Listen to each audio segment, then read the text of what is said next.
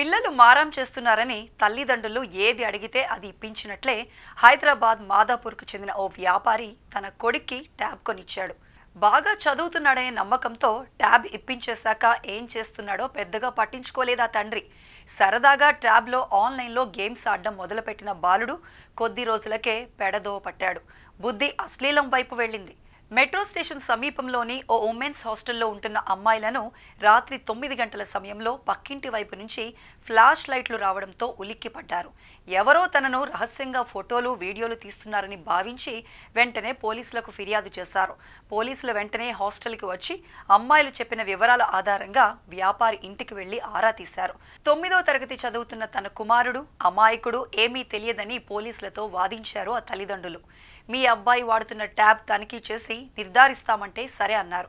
దాదాపు 3000కు పైగా ఫోటోలు, వీడియోలలో చాలా వరకు అశ్లీలంగానే ఉన్నట్లు గుర్తించారు.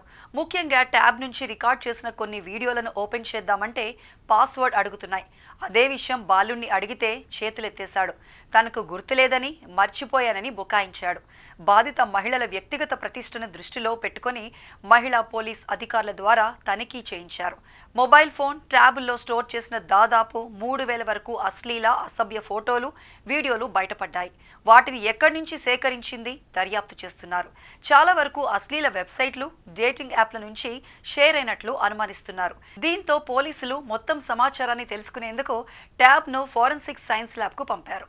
విచారణ పూర్తయిన తర్వాత బాలుణ్ణి జువైనల్ కోర్టులో హాజరుపరిచారు. పిల్లలు మారం చేస్తున్నారనో, బాగా చదువుకుంటామని ప్రామిస్ చేశారనో కారణాలతో పిల్లలకు ఎలక్ట్రానిక్ గ్యాడ్జెట్స్ ఇస్తున్న తల్లిదండ్రులు వాటిని ఎలా ఉపయోగిస్తున్నాడో నిత్యం తెలుసుకుంటూ ఉండాలి.